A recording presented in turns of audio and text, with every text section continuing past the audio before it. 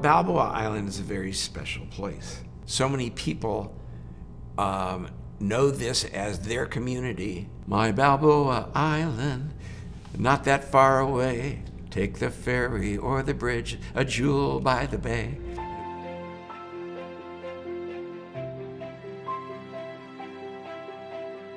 I was born in Kansas City. Born on the Missouri side, but I lived in a little town called Prairie Village, Kansas.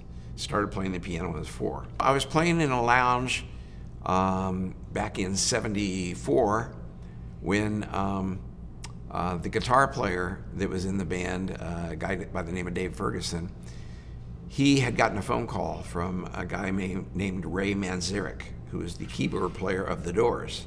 Dave called me up and said, well, through Ray Manzarek, I met a lot of A&R people at major record labels. They've heard some of my original progressive rock music, and they want to record my band, but I don't have a band yet. I want you to be the keyboard player. How would you like to be a rock and roll star and move to Southern California? It's all because of The Doors that I'm out here. The band didn't work out.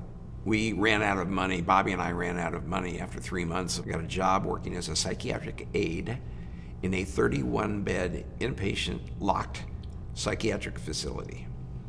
And I was working the midnight shift. I was working as a psychiatric aide, and I got a phone call from my friend Bill Peterson. We're playing at a place on Balboa Island called the Village Inn.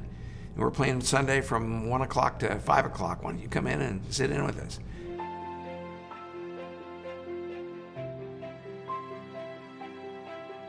So Jan said, Rick, would you like the job? And I asked him how much it paid. It was working 6 nights a week and Sundays at the Village Inn.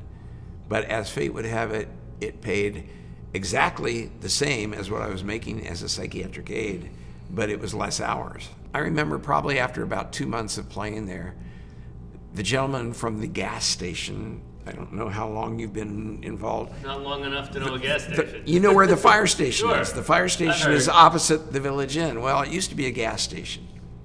And it was run by a guy by the name of Jim Jennings, and he was loved by everybody on the island. A lot of people called him the Balboa Island historian.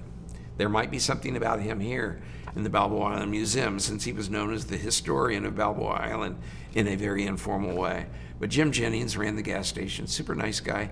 He came over after I'd been performing for a few months, and he said, hey, Rick, I know you start at 9 o'clock. You know, I shut down my gas station at 9 o'clock, and I know sometimes it can be hard to find a parking place around here. I want to invite you to park your car. Even if you arrive at like 8:45, feel free to park over here, and I'll give you a special place and everything. I'll mark it off for you. Well, then after I'd been performing there about 2 years, he's still at his gas station. He came over one night, I guess because he heard I was celebrating a birthday at the Village Inn, and he said, Rick, this is for you. And he brought this.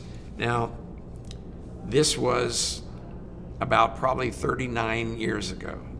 So I've had this for 39 years. It was a tip jar to use at the Village Inn.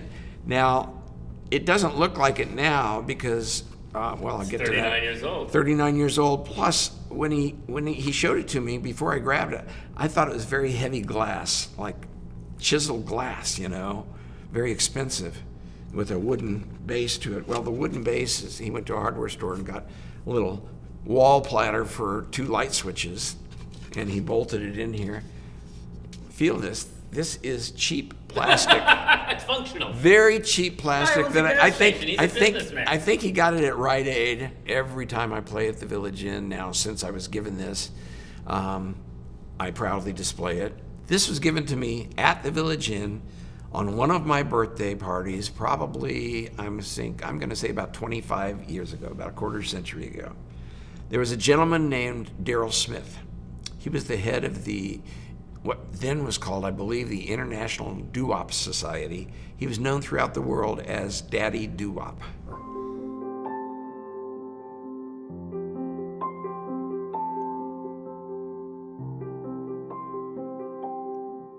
I go in on a Saturday night, I start playing my first song, I look out, and there seated on the couch by the fireplace was Bobby Hatfield with his family and about 10 friends, a big crowd. So I stopped right in the middle of the song, and I said, let me tell you guys a little story about something that happened a couple of weeks ago. I finished out the night with, and before I could even get to You've Lost That Lovin' Feelin', Bobby knew what I was going to say, and Bobby Hatfield stands up and he goes, hey, Rick, rather than talk about me, why don't you just invite me to come up and sing? I said, ladies and gentlemen, from the Righteous Brothers, Bobby Hatfield. He came up.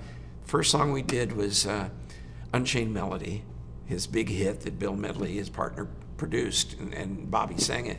And then I got to sing You've Lost That Love and Feeling and do the best I could singing Bill Medley's part.